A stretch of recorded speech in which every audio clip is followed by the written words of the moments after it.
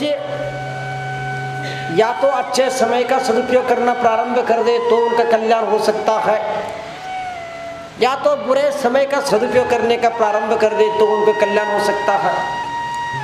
कुछ ऐसे व्यक्ति होते हैं जो अच्छे समय का सदुपयोग करते हैं, कुछ ऐसे व्यक्ति होते हैं अच्छे समय का सदुपयोग करते हैं, और कुछ लोग ऐसे होते हैं बुरे समय का सदुपयोग करते हैं।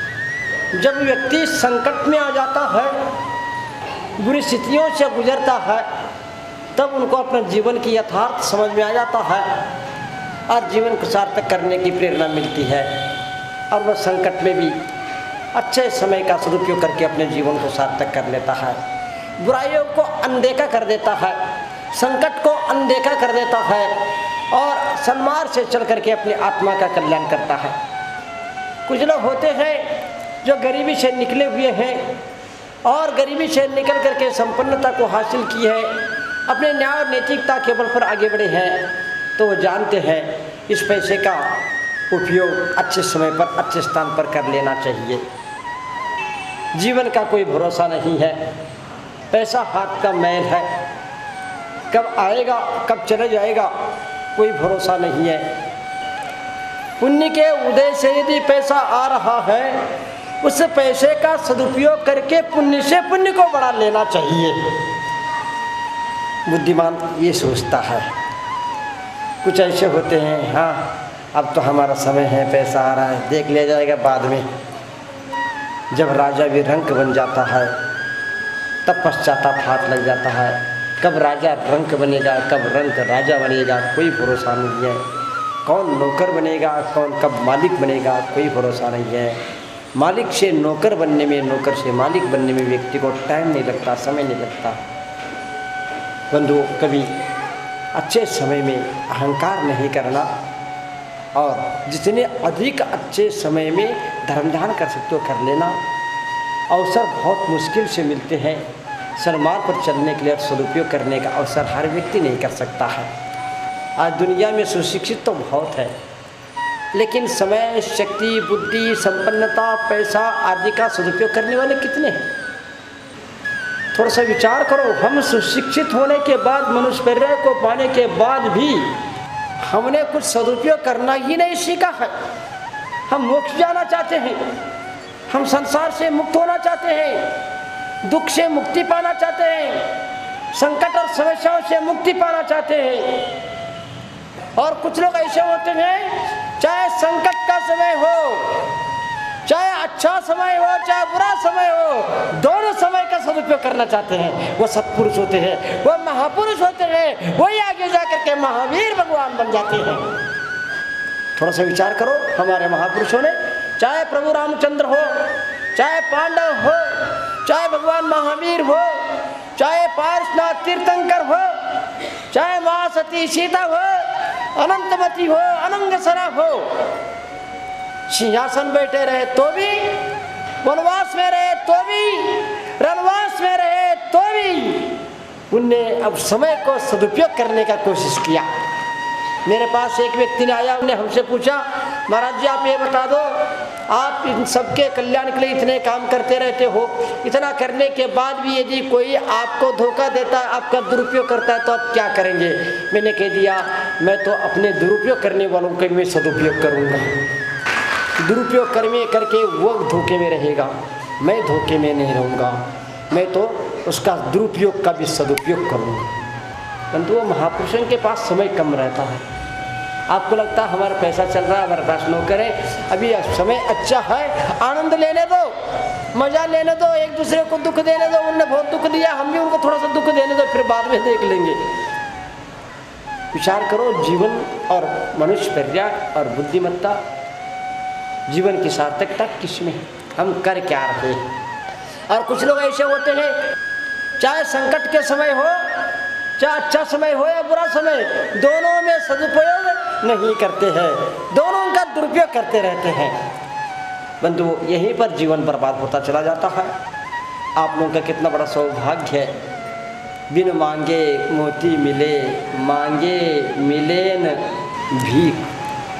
कभी कल्पना भी नहीं की होंगे लाखों करोड़ों लोग आकर के हमसे कहते थे, अभी इतने लोगों ने चातुर्मास के लिए निवेदन किया, बस एक ही धुन, चाहे जौनपुर से लेकर के भोपाल से लेकर के कुचामन तक, कुचामन से लेकर के यहाँ तक की यात्रा के करीब 3000 किलोमीटर की यात्रा के दौरान कितने लोगों ने अपने पैर पकड़कर लिपटने का प्रयास किया।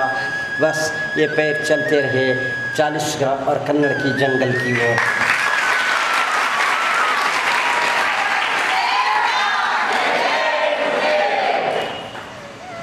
यहाँ के लोगों की मालूम नहीं है कौन चले आ रहा है हम लोगों के लिए, चला करके आए हैं, बस अब लेना कितने कौन लेता है।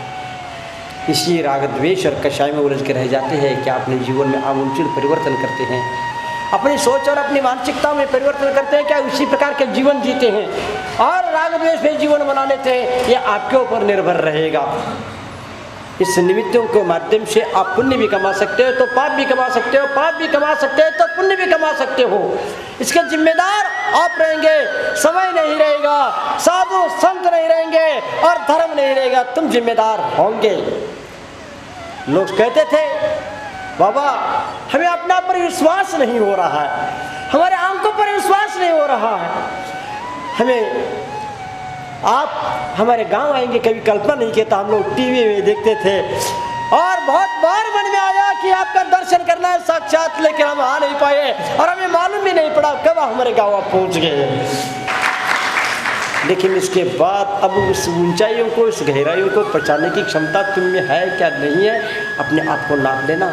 मैं तो यूँ चले जाऊँगा, मेरे को लग रहा था 40 गाँव पहुँचना है, लेकिन 40 गाँव पहुँच करके भी मेरे को कम से कम 8 घंटे हो गए होंगे। आप खुश हैं तो मैं दुखी हूँ, क्योंकि 40 गाँव की 8 घंटे निकल चुके हैं। अभी आपको एक ही धुन है, बाबा आए, लेकिन आपको आए ये तो दिख रहा है, लेकिन हमने क्या लिया है, क्या ले रहे हैं, क्या लेना है, ये नहीं दिख रहा। ये 40 गाँव में से 8 घंटे कम हो चुके, ये नहीं दिख रहा। इसी प्रकार 4 महीने के दिन ऐसे निकल जाएंगे, बस इतिहास बना रहेगा। व्यक्ति आया है, व्यक्ति निकल जाएगा, बस बातें रह जाएंगी, इतिहास बना रहेगा। और आया है कि अपेक्षा आए थे कि भी बदल जाएगा, सब कुछ जहाँ का तहाँ रह जाएगा और कौन कितने कल्याण करके आगे बढ़ जाता है वो उनके ऊपर निर्भर रह जाएगा। बंधुओं, याद रखना कितने दुर्लभ क्षण आपके मिले हैं। मैंने आपके संभाग को कैसे चुना हूँ, मुझे पूरा विश्वास है, तन से, मन से, धन से अपने जीवन को सार्थक करने का प्रयास करना, अपने बच्चों को ये संस्कार दिखा देना, आपके आंखों को तृप्त कर लेना, आप अपने आत्मा को तृप्त कर लेना, अपने आप को अपने सोच से ऊपर उठाने का प्रयास करना। निश्चित रूप से आबाल वृद्ध बहुत गहराई से देंगे। आप अपने बच्चों को सारे दृश्य दिखाएंगे, जब तक वह बच्चा रहेगा तब तक उनके वो संस्कार बने रहेंगे। और इतना ही नहीं, ये भी याद रखना, जब जब उस जंगल की साधना की घटनाओं को याद करोगे तब तक कर्मों की निर्जरा करते रहोगे, मैं तो चला जाऊंगा, पुण्य का अर्जन करोगे। बंधुओं, कितने दुर्लभ चीज़ें आपके लिए मिली है। हर लोग, हर व्यक्ति, हर कुछ, सब कुछ देने के लिए तैयार रहते, लेकिन मेरे को तो धर्म दिखता है। बंधुओं, मैं इतना ही कहना चाहूँगा आप लोगों के लिए, ये क्षण बहुत अनमोल है। इन दिनों को जिए, समय काटना नहीं है, एक एक क्षण को जिए, एक एक क्षण का आनंद ले, धर्म का आनंद ले। राग द्वेष का आनंद बहुत हो चुका है, अब इन सब से ऊपर उठ करके काम करने का प्रयास करें। बस मैं आज आपके लिए एक ही संकेत देना चाहूँगा, आप अपने जीवन में धर्म कर सकते हैं तो बहुत अच्छी बात है, नहीं कर सकते तो कोई बात नहीं, लेकिन अधर्म नहीं करने का संकल्प करना। मन से, वचन से, काय से, कृतकारित अनुमोदना से हम कभी अधर्म नहीं करेंगे, इतने संकल्प करो, बहुत बड़ा काम हो जाएगा, तुम दुख से बच जाओगे। वास्तव में संसारी प्राणी दुख से बचने के लिए, दुविधा से बचने के लिए, दुनिया से बचने के लिए धर्म करना चाहता है, धर्म करता भी है, लेकिन आश्चर्य की बात है, उनको ये मालूम नहीं रहता कि हम धर्म करके भी अधर्म कर जाते हैं। बस ये सूत्र आज आपको मैं दूंगा, इन बातों को समझने का प्रयास करना, अपने जीवन में उतरने का प्रयास करना। वास्तव में आप धर्म कर रहे हैं, धर्म के नाम पर कर रहे हैं, लेकिन आपके हाथ से धर्म न होकर के अधर्म होता जा रहा है। ये कैसा और क्यों, इसको समझने की आवश्यकता है। और जब जब धर्म करना, तब तब आत्मचिंतन करना, आत्मावलोकन करना। कई धर्म के स्थान पर मेरे भावों के कारण, मेरे आचार के कारण, मेरे विचार के कारण, मेरी सोच के कारण कहीं अधर्म तो नहीं हो रहा है। बस यदि लग रहा है तो अपने आप को संभालना और उससे बच के रहना, ये तुम्हारा सबसे बड़ा धर्म होगा। याद रखना, आज व्यक्ति धर्म करता है, लेकिन आश्चर्य ये लगता है धर्म करते करते अधर्म में उलझ जाता है। राग के कारण, द्वेष के कारण, स्वार्थ के कारण, आदि के कारण, पद के कारण, आदि आदि अनेक कारण होते हैं। उसके कारण धीरे धीरे उनको मालूम नहीं पड़ता कि हम अधर्म कब कर जाते हैं। बंधुओं, आज समाज, घर, परिवार, देश आदि ऐसे दौर से गुजर रहे हैं। आज हम देखते हैं समाज के सारे संबंध तार तार होते जा रहे हैं, परिवार के सारे संबंध तार तार होते जा रही हैं, मर्यादाएं समाप्त होती जा रही हैं, उद्दंडता और स्वच्छंदता बढ़ती जा रही है। क्या न जाने क्या क्या होता जा रहा है इस दुनिया में, लेकिन इसके बावजूद भी आज हम धर्म है, धर्म कर सकते हैं।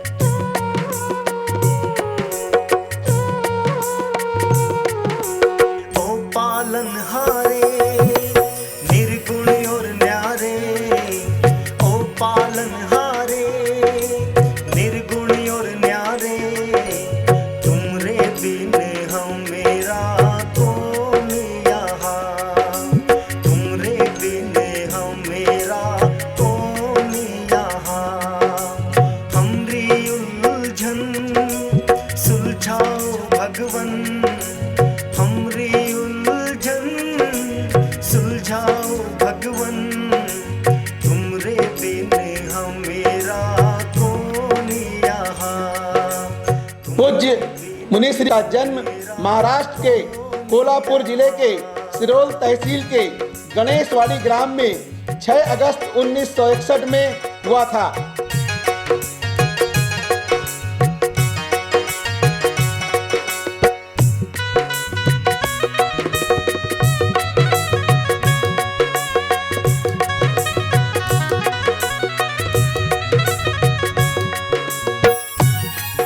मध्य प्रदेश के दतिया जिले के महान सिद्ध क्षेत्र सोनागिर में इनकी 8.5 महीने में ब्रह्मचारी से सीधी मुनि दीक्षा प्राप्त हुई है।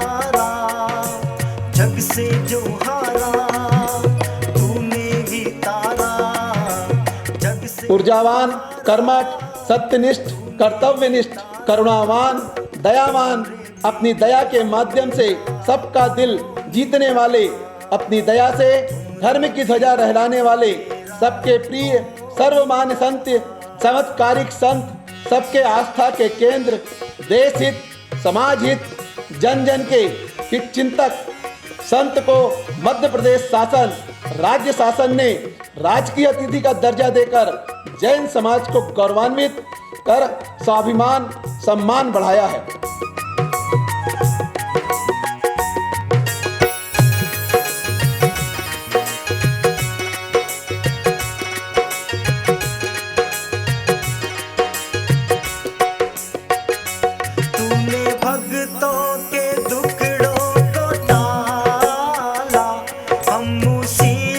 से हमको 21 वर्ष की मुनि अवस्था में देश के अनेक प्रदेशों में सर्दी, गर्मी, वर्षा आदि सभी ऋतुओं में भयानक घनघोर जंगलों में क्रूर हिंसक जीव जंतुओं के बीच में दिन रात रहकर दुष्कर घोर कठोर जंगल की तप साधना की है। जो विपदा आए पल में टल जाए, तुमरे बिन हमेरा कौन यहाँ, तुमरे बिन हमेरा कौन यहाँ।